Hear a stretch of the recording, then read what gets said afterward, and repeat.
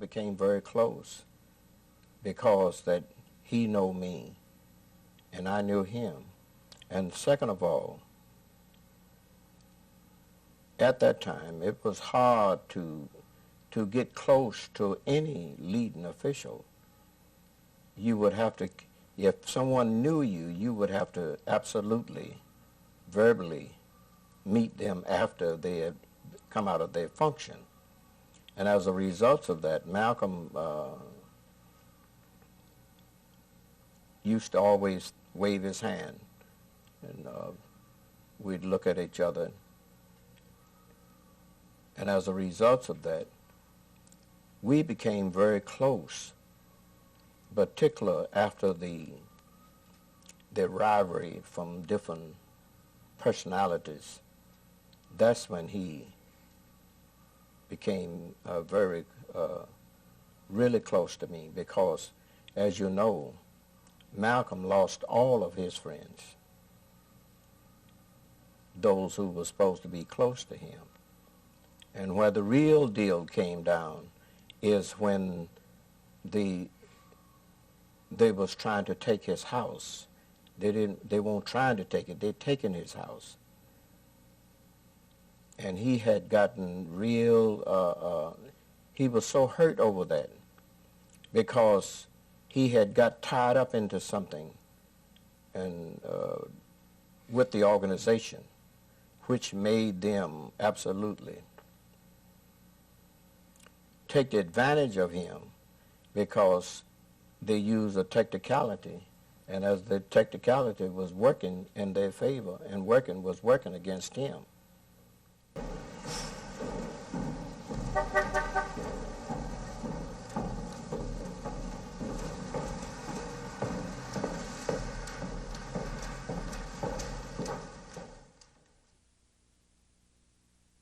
Our prayer that we can have a peaceful, intelligent rally here this afternoon. But at the same time, we see that they have surrounded us with many of their own agents in uniform and out of uniform who have spent much time here in Harlem posing as peace officers and at the same time breaking up the peace of black people. So we hope that they will be peaceful and we will be peaceful. You to turn the other cheek. We don't teach you to turn the other cheek in the South, and we don't teach you to turn the other cheek in the North. We teach you to obey the law. We teach you to carry yourselves in a respectable way. Who is it that controls the prostitution in Harlem? It's the white man. Who controls the large sale of whiskey and wine? It's the white man. You don't have any distillery. You don't own Shenley's. You don't own Old Overholt or Seagram. You don't put the seal on that bottle of whiskey. It's the white man. Who gives you the deck of cards and the dice that you use to gamble with? It's the white man. And after he sell them to you, he catch you with them and put you in jail for using them. It's the center of the nation, the center of the power structure. Now, there came a time when I was told by Malcolm that Akbar Muhammad had married a sister whose name I can't call right now. But she had said that she had overheard someone say, you better get all you can from these fools who are following my father before they wake up, or something to that extent. So those who were in the center had much to lose if the nation fell apart, because all of them depended on the nation for their living. Right? The Supreme Captain of the FOI, and the Supreme Captain of the MGT was also in charge of the clothing factory, which made MGT uniforms, which the sisters had to buy. And right after I left, they started making uniforms for the brothers too. Well, that was an income from somebody. And they said that the Muhammad Speaks newspaper was John Ali's and Herbert Muhammad, so they were saying that the income from the paper must have went to them. I was also the circulation manager of the Muhammad Speaks newspaper in New York. So, whenever there's power, there's a power struggle. How it exactly went, I didn't know. What I heard was this, that when Malcolm was made the national representative of Mr. Muhammad, he was put in a position so that if anything ever happened to Mr. Muhammad, he would be over over his children, over Raymond Sharif and Atul Sharif and so on and so on. He would have then become the supreme minister. And I understand that for a period of time, I have to retrace, in each mosque, the minister was considered the supreme authority because he was under Elijah Muhammad, who was the supreme minister. You follow that? But many of the captains felt that being the military arm, they should be the supreme authority. And it was particularly true, I understand, that Joseph felt this way about number 7. And so the captains met, and one of the things they want to do is get rid of Malcolm from his position so that the captain would be over him. And I don't think that worked, but that's what I understand was behind a lot of the machinations and going on in the nations. But you have to understand, as a lay brother, none of this was of any interest to me when I was in the nation. They do what they want to do. I had a job, I was working. I also typed the menus for the restaurant, so I got my meals there free. And I had no aspiration to power. I didn't want to be involved in that kind of stuff. So most of what I'm telling you is my theory, you see. Is to start right here in Harlem, which has the largest concentration of people of African descent that exists anywhere on this earth. There are more Africans here in Harlem than exist in any city on the African continent, because that's what you and I are, Africans. Our African brothers have gained their independence faster than you and I here in America have. They've also gained recognition and respect as human beings much faster than you and I. Just 10 years ago on the African continent, our people were colonized. They were suffering all forms of colonization, oppression, exploitation, degradation, humiliation, discrimination, and every other kind of Asian. And in a short time, they have gained more independence, more recognition, more respect as human beings than you and I have. And you and I live in a country which is supposed to be the citadel of education, freedom, justice, democracy, and all of those other pretty sounding words. After Malcolm made the statement, the chickens come home to roost, after Kennedy's death, it was then that I noticed there was a change. And you know, the thing that to show you how naive I was about everything, or just wanting to believe that we were all sisters and brothers and all loved each other, I had no idea when I heard these brothers, ministers, fellow ministers from other mosques and what have you. One Sunday, I think it was a Sunday, we all went to the mosque after this had happened, and they all, every single one of them, and I will never forget what Minister Farrakhan said, never. And I'll say, well, I knew him as Lewis, and Lewis said it was before contact lenses now. Get to this. And I remember when he got up to speak, he was saying how people could change their fingerprints, they could change their facial features, they could change. He said, but one thing that you can't change, you can never change your eyes. I think Malcolm had like light eyes or green eyes, but he was saying that, I understood later, in reference to he can get away because we'll always be able to find him. He can change his fingerprints and he can do this. But they were all talking against Malcolm, and I'm sitting there, and I couldn't believe my ears, you know. Then I got up. That's when I got up, and I said, well, brothers, if this is true, I said, don't you think we should pray for the brother? They said, get her out of here. They tried to put me out of there. That's when I really realized, you know, that they were against Malcolm.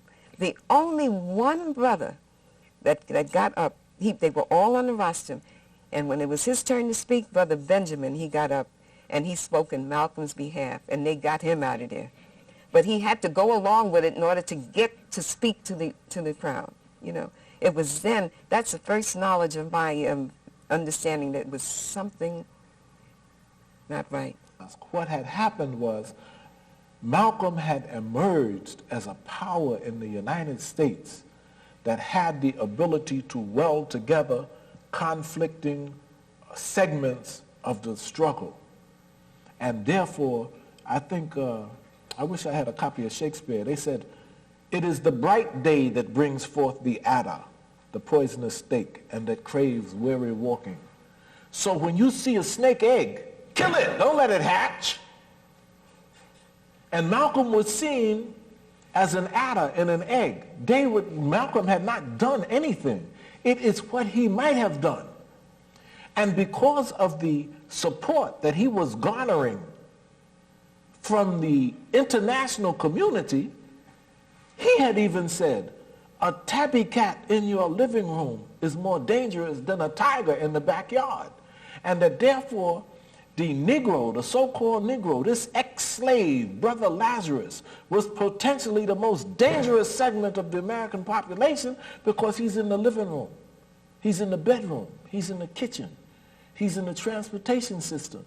And to be galvanized by a leader but Malcolm, the easiest, the best, and the most prudent thing to do is kill him. The same thing they did with Lumumba. This is governmental policy. To kill, and you should see The Great White Hope. Because in the movie, the governmental representative made a statement. He says, "Don't look over here in the corner at me." He says, "Officially, I'm not even here." He says, "But I can tell you this. The Negroes are coming from the South in droves, and they worship this man as a hero, and therefore he must be destroyed." What had Jack Johnson done? It is not what he had done. If you remember this business about child molestation and everything with Michael Jackson, Minister Farrakhan said, they must destroy his reputation because the young people of the world worship him and he may become a political power.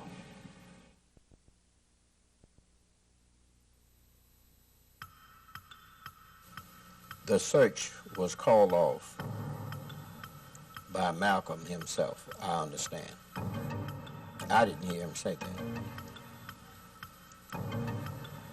What I heard, I went to the Ottoman ballroom by myself.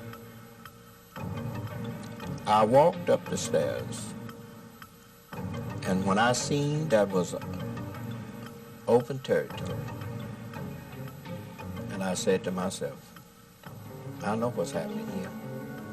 I walked over to Earl Grant, and some others. I said, this was my words. If they would tell the truth, I said, y'all ought to be shameless. I said, y'all know what this is. And by that, they said, no, 37, if you think you can come on back here and you can ask the brother minister, he was the one that said, no searching, no nothing. I said, you know Malcolm ain't himself. Why would y'all let him do this? And before I could finish, that's when the incident occurred.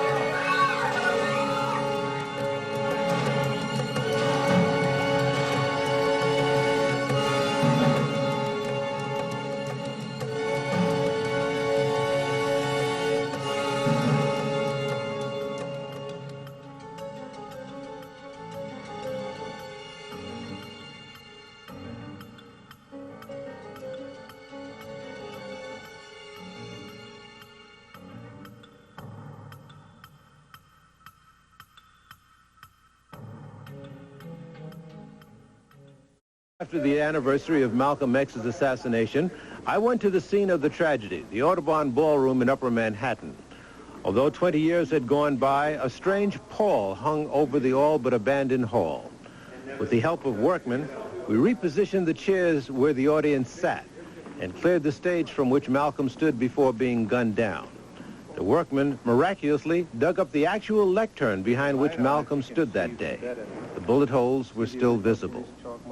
I was able to convince writer Peter Bailey, photographer Robert Higgins, and electronic specialist Earl Grant to come to the ballroom. They were followers of Malcolm X. They had been there the day Malcolm was murdered, but they hadn't been back since. Today is the first time that I have stepped foot in the Audubon Ballroom since that day. I never thought I would ever come in here again at all. I had no reason, to come in. I had people that invited me to social affairs here, but these were mainly people who didn't know me. So they were having events here, and invited me to come in, but I never, this is the first time since then. It's still, it's very visual. How do you feel? I can still visualize it, still very visual to me. I feel a little shaky because the place really has, bad memories as far as I'm concerned. But I can actually hear and visualize what I saw that day and what was going, the people laying all over the floors and people screaming and crying and, Brother Malcolm laying on the stage and rolling his body on the stretcher. And I look out and I see, Columbia Presbyterian, and I will always despise those people because they did not send doctors over here. Did you see any police here in uniform? I think some were in the office in the back, all the way in the back there. I think there were several back there, and there were a lot downstairs outside of the building. They were lined up like they were in a parade formation outside. The police arrested another man, and that man has never been examined. He's never come to trial. We don't even know his name. We don't know what happened, and as far as I'm concerned, it seemed awfully strange to me that within seconds after Malcolm was shot, the place was flooded with police. Later investigation revealed the fact that there were several undercover officers in the room, FBI and everything else. They were all armed. They didn't lift one finger to help Malcolm, to assist him. They allowed these people, these murderers, to come in and shoot Malcolm down and escape. And it seemed awfully strange to me that they could come in, execute a man like Malcolm in broad daylight, and get away. Hare was shot. He was the one, he get shot. And I think that's the reason that he got caught. I think if Hare had not been caught, there never would have been a trial. There would have just been, well, we're still looking, we're trying to find out what went on, I think that was the part of the plan that failed, was the fact that Hare did got shot. And as a result, they had to have a trial because they had somebody that, that people actually had tied to the whole thing. I saw Hager coming down the stairs, and the crowd was beating him. They kicked him, knocked him down, and then the police officers took him away from the crowd. He looked like a zombie, like he was in some sort of deep hypnotic trance. Because they were beating him and kicking him. They were kicking him all in the face, and he never uttered a word, never let a sound out. Like he was numb, couldn't feel anything. He was just staring, kind of buck-eyed and staring. Like maybe he was doped up on something, I don't know. I would like to see the case reopened because I don't believe, for a moment that the real story of who was behind the assassination. I'm not talking about who pulled the trigger. I'm talking about who was behind the assassination of Brother Malcolm. It's not out. I think I was saying recently that I had read a book called Ike's Spies, in which this guy just says flatly that the United States, he tells in detail the United States and government involvement in the assassination of Lumumba. And for years they denied any involvement in that, but they feel secure enough now that they're prepared to say some 20 years later, that they did do this. I think with the situation with Brother Malcolm, it probably will happen a little bit later, but eventually some white journalist will get will be given that information, maybe another 15 or 20 years, and he'll write a book just similar to Ike's Spies, which will tell you exactly who was behind the assassination. I think that the assassination of Brother Malcolm was not done by people who were guided, at least I don't believe, now maybe I'm wrong, who were guided by ideological passion. I think these were professional killers. There's always somebody up top that orders this and then cleans their hands of it, like getting these dummies arrested and salted away for 20 years. Mm-hmm. Yeah, they're just low-level flunkies, that's all. You think so, too? Of course, because we know that no assassination takes place in a vacuum. There are always conspirators, and the Elder King, the Martin Luther King, and the others, same thing. There's always someone hidden, and an investigation might bring that person out in the open. And so clearly the questions prevail. And if there is a possible answer, it might come out of an energetic, vigorous investigation, which could be ordered by the Manhattan District Attorney. But so far, efforts in this direction have failed. I thought the court had a responsibility to order the district attorney to at least investigate these 4 men whose names and descriptions we had given. He refused to do that. He said the courts have no authority to do that. Well, if they have no authority, then at least the district attorney has an obligation, when he gets information like this, to at least send an investigator over and talk to these men. One of them was in jail and very easily available, and the others were all in New Jersey and apparently available. Now I think one has died, so the passage of time is sort of wrecking the chances to get to the truth of the assassination of Malcolm X. They came up with what they call a civil rights bill in 1964, supposedly to solve our problem, and after the bill was signed, 3 civil rights workers were murdered in cold blood. And the FBI head, Hoover, admits that they know who did it. They've known ever since it happened, and they've done nothing about it. Civil rights bill down the drain. No matter how many bills pass, black people in that country, where I'm from, still our lives are not worth 2 cents. And the government has shown its inability, or either its unwillingness, to do whatever is necessary to protect life and property where the black American is concerned. Our desire, our prayer, that we can have a peaceful, intelligent rally here this afternoon. But at the same time, we see that they have surrounded us with many... The man who's believed to have wielded the sawed-off shotgun that blasted into Malcolm X's chest in a rain of fire on February 21st, 1965, turned up recently on a television public safety commercial commissioned by Newark, New Jersey's Mayor Cory Booker. Bradley is 72 years old now and is believed to be part of the team of assassins that cut Malcolm X down at the Audubon Ballroom in Harlem as he was about to begin a speech. Bradley has never been officially charged with a crime. Longtime movement activist Roland Shepard knew Malcolm X and was a witness to his murder. Mr. Shepard, who now lives in the San Francisco Bay Area, remembers Malcolm's last moments in 1965 and the face of William Bradley.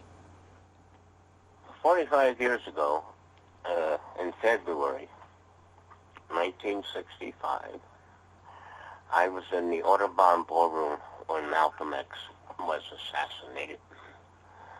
I was an eyewitness to that. I usually sold socialist paper, The Militant, before the meetings, and Malcolm normally had a conversation with me about the paper before he went in, and normally made a point of buying the paper. This time, he came out of a car by himself, which was completely unusual, because he usually had a bunch of people with him. And a couple of cars came together. And he said, I can't stop and talk today, Roland. I have to go inside. So he knew something was wrong from the look on his face. Most of the time, he was very confident looking and friendly. He looked concerned and a little bit on edge. So when he went inside, after a little bit, I went inside before the meeting started. I went a little bit earlier than normal into the meeting. And Gene Roberts, I'll never forget, one of the guards for Malcolm X, came up to me as I came into the main ballroom, and I started to proceed to sit where I normally sat, which was up front with the white press. that was on the to the stage right or audience left of the stage up front. And that was a good defensive thing because he wouldn't have any whites killing Malcolm X and surrounded by 300 or 400 black people. You're easily identifiable. Gene Roberts came to me and says, "You're not sitting here today, Roland." And I go, "What?" He goes, "No, you're going to sit. I'll take you. You're assigned to sit over here today." And I thought just the wording was extremely unusual. Because normally I just went in and sat down, but he made a point of sitting me somewhere else. So I looked over to where I was sitting, and about on the center left of the audience, I saw several people standing in the front row talking. One guy was a large black man, and so I noticed him. And then I sat down for the meeting. I was wondering what was happening. And Gene Roberts was directly in front of this person that I saw as the bodyguard. When the meeting started, he was facing the audience. So he saw the same person I saw. Just after Malcolm was being introduced and Malcolm started to speak, he said, "Assalamu alaikum," and the audience said, "Alaikum assalam." A disturbance occurred in the back. And as it turned out, the only person who was caught was Thayer, Talmadge Hayer. He started, him and another person were making a noise and a disturbance, and then Malcolm was trying to say, "Oh, be calm," and everything else like that. Then those two started running down the aisle, shooting a gun up in the air, and Thayer went out the exit. Then everybody hit the ground with the guns firing, and I did too, and I still regret that I hit the ground instinctively. My first concern after I hit the ground was to look up at Malcolm, and Malcolm was looking straight down in front of him and had this huge glaring look in his eyes, and like he was staring down somebody. And then the shots went out, and a blast hit him, and he fell backwards about 15 feet to the ground. And I realized how tall and big a man he was just by the impact of that image, which has stayed in my haunting image that has stayed in my mind ever since February 21st, 1965. Now that flash was right in the area where I saw the large man with the trench coat. Later on, when I got called in for interrogation for questioning at the Harlem police station, I was shown a series of photographs. And actually, I had recognized some of the photographs as people that I knew to be in the Nation of Islam, and also some photographs of people I knew to be a Malcolm X organization. And also, they had the photograph of the man that I saw, the large man I saw standing up, and that was either had the shotgun or was sitting with the people who had the shotgun from the from the blast and the shine and everything else. I didn't know how to identify anybody because I didn't want to tell the police who was a member of what and a member of another thing. So I was thinking of what to tell the police. So I asked I told the police I have to go to the bathroom because I wanted to think a little bit about what my response to the police was going to be. So I walked to the bathroom, and lo and behold, who walks out of the bathroom is the same man that I saw sitting where the shotgun was fired from. And then, if you know how police stations are or city offices, they have like a little rack, and behind that you have the open desks, and then you got the private offices. He walks like he has the run of the place and walks over through the fence, goes through the gate, past all the desks, and goes to an office. And so instinctively I knew at that time that the government had assassinated Malcolm X. And then I got a little bit nervous. I said, I can't identify this guy to the cops because I won't get to the IRT police station on the way home. I'd be listed as some white guy looking for drugs in Harlem getting shot. So finally I came up with the argument to the white cops, who I now know were members of Bossy, the undercover Red Squad of the police, of the New York City police. I said to them, all black people look the same. And they nodded, and then I went home. Now, did you speak to Gene Roberts or any of Malcolm's people after the shooting, and what was the nature of those conversations? I didn't speak to Gene Roberts. Gene Roberts had disappeared from the front of the room, and after the shooting, and I looked out because everybody was down on the floor, all the chairs were down, I saw him in the back of the room. So he must have gotten out of the way when the shooting occurred, although he was supposed to be watching up front. He had, I guess, had known enough to get out of the way. I understand that you've seen the pictures that have surfaced online of William Bradley, who has been identified by many as the assassin who fired the shotgun blast at Malcolm. Do you have any specific recollections of Bradley? Bradley is the man that I saw at the Audubon Ballroom, and Bradley is the man that I saw in the police station. And I've written 2 documents or articles which are on my website, and I had described everything that I had seen.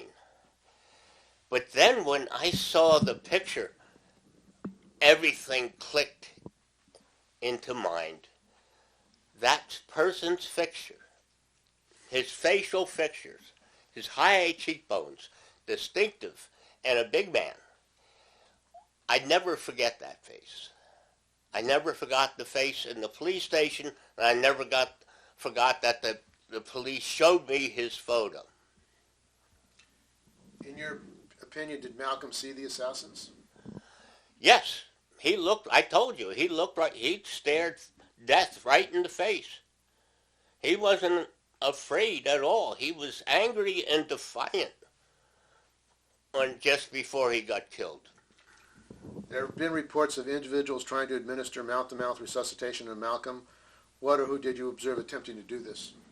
The person that I saw was Yuri Kochiyama, who was a nurse. She was the first person up on the stage. The photos later of Gene Roberts giving resuscitation to Malcolm, that was a long time afterwards, and I think he was probably checking to see if Malcolm was dead. What actions do you remember being taken by the NYPD at the ballroom before and after the shooting?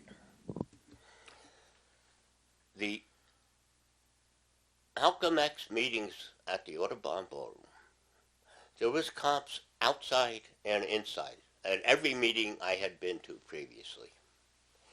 And they had cops at every exit door in the meeting hall. And there was a room full of cops in the back. That day, there was no cops outside, and there was no visible cops in the room, although we know there were undercover cops in the room.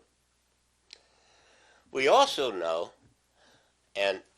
that 2 men were caught by Malcolm's people one was shot in the leg, and he's the only one that got put on trial because they had to take him to the hospital where they took Malcolm. Columbia Hospital was right across the street practically. And the other guy who never got brought to trial. And all the news reports and the chief inspector on videotape on the news shows, which video that has now come out, show him talking about they have 2 suspects in custody. So one suspect was let go, and I recently saw a video by Omar Shabazz and Carl Evans in which they identify Bradley as the man who was saved from the crowd after the shows videotape of a man from the crowd being grabbed by the cops and taken away. I think he did an honorable job that way also, but so many of us that was in the game, when it come time to tell a story that way, we seem to get amnesia of the money that was put out, how the game has really worked and things of that nature, Yeah, but that's because they want to make the Caucasian happy. You understand? Whatever that the news media come up with, all those Caucasians that's against a powerful black man in this country, they don't want that. See, Don King was the most powerful boxing promoter in the world for numerous years. And they don't want a black man with that power. It's the same thing like with Obama now. President Obama. Same thing. With all the crisis that George Bush left this country in, they forgot all about that. It's Obama's fault. Right. Everything come up, it's Obama's fault. You know what I mean? And the thing is, the Caucasians are in charge of all the news media, and seeing they put on and show you what they want you, and then our people, they can't look past that, and accept everything that this white man says. Well, it goes like this right here. It's in all walks of life. That's why it's so important that we have strong characters in the community. That some people will go along with it. It's not a matter that you're gonna lose your job, because the way the jobs are structured today, you just can't fire a person. Right. You know what I mean? They can get a jailhouse lawyer, whatever. The cat could be in jail for 20 years, and he still can be in jail. He can get them off and get their job and then get compensation. I've been working in a job for 26 years. I know how the game go. Right. And the idea is that we, as a people, just will not stand up for one another. And that's the reason why you have the trickle-down effect in our communities. Places like this right here is not represented like it should. People want to sell alcohol across the street because they, nobody. You don't treat yourself like nobody. You want to shoot up the community, And so all those things is just one thing dominoes all the way down the whole effect. So until we stop, it's not going to stop. When we say no to riding on that bus, like Rosa Parks said, then the bus will concede, and they will put that bus in a museum somewhere. Retire and put it in a museum. But until we say stop, it's not going to stop. You guys in this community here, 18 years in this gym, short of 20, have done a holy work, because I know the healing that goes on. You might not recognize me. Person have a place to come, get out their frustrations, especially in terms of a young man, and now young women also, that they're learning the technique of life, and you hit that bag, the speed bag, and things of that nature, boxing, challenging each other. Well, that's what the game of life is all about.